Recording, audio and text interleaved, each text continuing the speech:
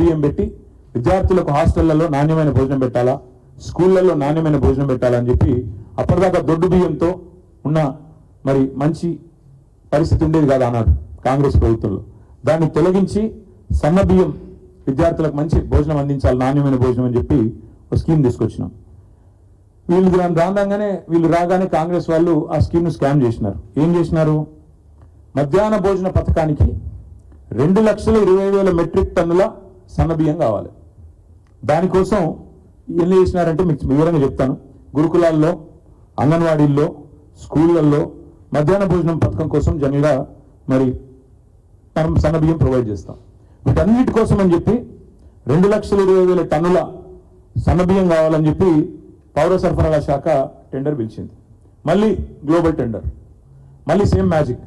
మళ్ళీ విచిత్రంగా ఏ 4 సంస్థలు పాల్గొన్నాయో తెలుసా మీకు? సేమ్ అవే సంస్థలు, అదే ఎల్జీ, అదే నాఫ్కాస్, అదే నకాఫ్, అదే హిందుస్థాను, అదే కేంద్రీయ బండారు. వీళ్ళ ప్రపంచంలో ఇంకెవరు తెలియదు, ఇంకెవరు లేరు. ఇదే 4 సంస్థలు. ఇంకా విచిత్రం చెప్తాను మీకు. అసలు బహిరంగ మార్కెట్లో ఈరోజు సన్నబియ్యం ధర కేవలం 42 నుంచి 45 రూపాయల మధ్యలో ఉంది. బహిరంగ మార్కెట్లో 42 నుంచి 45 రూపాయలు. ఇలా సామాన్య గృహిణి ఏ ఒక్కరిని అడిగినా, లేకపోతే బియ్యం కొనుక్కొచ్చే ఏ ఒక్క పురుషుడిని అడిగినా, రాష్ట్రంలో తమ ఇంటి కోసం బియ్యం కొనుక్కునే వాళ్ళని ఎవరిని అడిగినా మీకు ఏం చెప్తారంటే ఓపెన్ మార్కెట్లో 42 రూపీస్ నుంచి 45 రూపీస్ వరకు మీకు 5 days దొరుకుతుంది. ప్రభుత్వం కూడా బయట కొనుగోలు చేస్తే అంతకే వస్తుంది. కానీ రైస్ మిల్లర్లు కూడా రెడీగా ఉన్నారు అంతమంది వేయడానికి ఆ రేటుకి.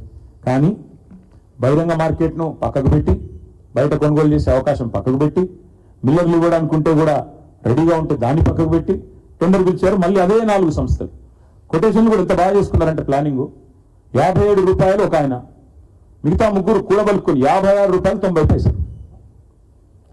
బాటా డిస్కౌంట్ ఉంటుంది చూడండి, ఆ టైంలో 57 రూపాయలు 56, 90 ముగ్గురు అంత మంచి కూడబలుకొని ఒక దగ్గర కూర్చొని రాసుకున్నట్టు 57, 56, 90, 56, 90, 56, 90 నలుగురు కలిసిండ్రు, కోడ్ చేసిండ్రు. మరి ఇది యాదృచ్ఛికమైతే ఇంతకు మించిన మ్యాజిక్ ఇంకోటి ఉండదు నాకు తెలిసి. ఇంత యాదృచ్ఛికంగా 3 సంస్థలు కలవడ్డట్టు బయట మార్కెట్లో 42 రూపాయలకు దొరుకుతుంటే, 45 రూపాయలు దొరుకుతుంటే వాళ్ళు 50 కోట్ చేయొచ్చు, వాళ్ళు 48 కోట్ చేయొచ్చు, వాళ్ళు 47 కోట్ చేయొచ్చు. అట కాదు, ఒకరు 57, మిగతా ముగ్గురు 56 రూపాయల 90 పైసలు స్పష్టంగా కోట్ చేసి అల్టిమేట్గా ఏం చేసినారు? ఇందులో కిలోకు 15 రూపాయలు అదనం. అంటే బయట మార్కెట్లో 42 రూపాయలు ఉంటే 57 రూపాయలకు టెండర్ ఫైనల్ చేసిండ్రు. ఆర్డర్ ఏది? ఇదే కదా. ఇగో ఇది ఫైనల్ చేసిన ఆర్డరు. ఇది సివిల్ సప్లై శాఖ ఇచ్చిన ఆర్డర్. 57 రూపాయలకు ఫైనల్ చేసిన టెండరు. ఎల్జీ అనే సంస్థకు 57, మిగతా ముగ్గురికి 56, 90 చొప్పున. ఏం జరిగింది ఇక్కడ? 2,20,000 టన్నులు ఇంటూ 15 రూపాయలు అదనం. రౌండ్ ఆఫ్ చేస్తే ఇది కూడా మళ్ళీ 300 కోట్ల కథ.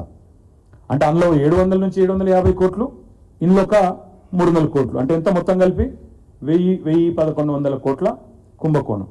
ఇక్కడ ఇంకా విచిత్రమైన విషయం ఒకటి చెప్తాను మీకు. ఈ సన్న బియ్యం కొనుగోలు విషయంలో ఎవ్రీ ఇయర్ సివిల్ సప్లైస్ డిపార్ట్మెంటే మన రాష్ట్రంలోని రైతుల నుంచి ఎఫ్సిఐకి మనం ఇక్కడ కొంటాం, కొని తర్వాత ఎఫ్సిఐకి అమ్ముతాం. ఎఫ్సిఐకి మనం ఎవ్రీ ఇయర్ ఇక్కడ రాష్ట్ర రైతుల దగ్గర సేకరించిన ధాన్యం నుంచే దొడ్డు బియ్యం కొంటాం, అదే దొడ్డు వడ్లు కొంటాం, దొడ్డు రకాలు, సన్న రకాలు కొంటాం. ఆల్రెడీ మన రాష్ట్రంలో మా ప్రభుత్వం ఉన్నప్పుడే సివిల్ సప్లైస్ సంస్థ ఏదైతే 35 లక్షల మెట్రిక్ టన్నుల కథ చెప్పినా కదా ఇప్పటిదాకా నేను, అందులోనే 1.6 lakh టన్స్ సన్నధాన్యం ఉంది. 1.6 lakh టన్స్ కొత్తగా నువ్వు బయట కొనాల్సిన అవసరమే లేదు. ఆల్రెడీ నీ దగ్గరే ఉంది స్టాక్. నువ్వు దాన్ని పక్కకు పెట్టి దాన్ని మిల్లింగ్ చేయించుకొని అది మన సివిల్ సప్లైస్ డిపార్ట్మెంట్కి ఇస్తే, అది మన స్కూల్స్ డిపార్ట్మెంట్కి ఇచ్చేస్తే, ఎడ్యుకేషన్కు, వెల్ఫేర్కి ఇచ్చేస్తే నువ్వు బయట కొనాల్సింది ఎంత? అప్పుడు కేవలం 60,000 టన్నులు. కానీ వీళ్ళు ఏం చేసిండ్రు? 1.6 lakh టన్స్ రెడీగా నీ దగ్గరే స్టాక్ ఉన్నా దాన్ని పక్కకు పెట్టి దాన్నేమో 22 రూపాయలకు అమ్ముతారు. 22 రూపాయలు 59 పైసలకు దాన్ని అమ్ముతారు. ధాన్యాన్ని, బియ్యాన్ని కాదు, ధాన్యాన్ని. కాదంటే ఏం చేయాలి? నిజానికి ప్రభుత్వానికి కామన్ సెన్స్ ఉంటే, సివిల్ సప్లైస్ డిపార్ట్మెంట్కి నిజంగానే సెన్సియారిటీ ఉంటే ఈ ధాన్యాన్ని అమ్మకుండా మిల్లర్లకు ఇచ్చి వారి దగ్గర బియ్యం తీసుకోవచ్చు, సన్న బియ్యం తీసుకోవచ్చు, దాన్ని మళ్లించవచ్చు. తద్వారా 1,00,000 టన్నుల సన్న బియ్యం కేవలం 35 రూపాయలకు, అంటే బయట మార్కెట్లో 42 నుంచి 45 పోతున్నా 35 రూపీస్కే నీకు వస్తుండే. ఈ 1,00,000 టన్నులు పోను, మిగతాది నువ్వు పిలుచుకునేది ఉండే. ఎందుకంటే 1.6 lakh టన్ను ప్యాడీని చేస్తే, మిల్లింగ్ చేస్తే నీకు 1 lakh టన్ను ఇది వచ్చేది సన్న బియ్యం. అది బోను ఇంకొక 1 lakh టన్స్ పిలిస్తే సరిపోయేది. కానీ వీళ్ళు ఏం చేసినారు, ఆ ధాన్యాన్ని తక్కువ కమ్మి సన్న బియ్యం కోసం ఏమో ఎక్కువ ధరకు పంపి, నేను అందుకే అంటున్నా, మెడకాయని తలకాయని ఎవడని పని చేస్తాడా? నిజంగా ఆలోచన ఉన్నవాడు కానీ, ప్రభుత్వ సొమ్ము విషయంలో పట్టింపు ఉన్నవాడు కానీ ఎవరైనా చేస్తారా? దీన్ని బట్టి మనకు అర్థమయ్యేది ఏంటంటే, కాంట్రాక్ట్ సంస్థలతో కాంగ్రెస్ పెద్దలు బాగా మంచి మిలాఖాత్ అయ్యి బ్రహ్మాండంగా ఇవాళ వాళ్ళు వీళ్ళు అంతా బదులుకొని మిల్లర్ల మెడ మీద కత్తిపెట్టి, ఇంకోవైపు రాష్ట్ర రైతాంగం మీద లేని ప్రేమను నటిస్తూ బ్రహ్మాండంగా 1100 కోట్ల రూపాయల కుంభకోణానికి ఈ 2 స్కామ్ల రూపంలో వారు తెరలేపడం జరిగింది. లేకపోతే బ్లాక్ లిస్ట్ అయిన సంస్థల్ని బలవంతంగా తెచ్చుడేందుకు, మిల్లర్లు బయట 2100 కొంటమని చెప్పంగా మీరు 1885 నుంచి 2007కే బ్యాండ్ ఫిక్స్ చేసేందుకు, బయట బహిరంగ మార్కెట్లో 42 నుంచి 45 రూపాయల సన్నబియ్యం దొరుకుతుంటే మీరు 57 రూపాయలు కొనుడేంది? ఇవన్నీ చూస్తుంటే మరి మీకు డౌట్ రావచ్చు, మరి మీరేం చేసిండ్రు, మీ ప్రభుత్వ హయాంలో మీరు ఎట్లా నడిపినారో మీరు అడగవచ్చు. మా ఇద్దరు కార్పొరేషన్ చైర్మన్లు కూడా ఉన్నారు, వాళ్ళ సాక్షిగా చెప్తా ఉన్నా.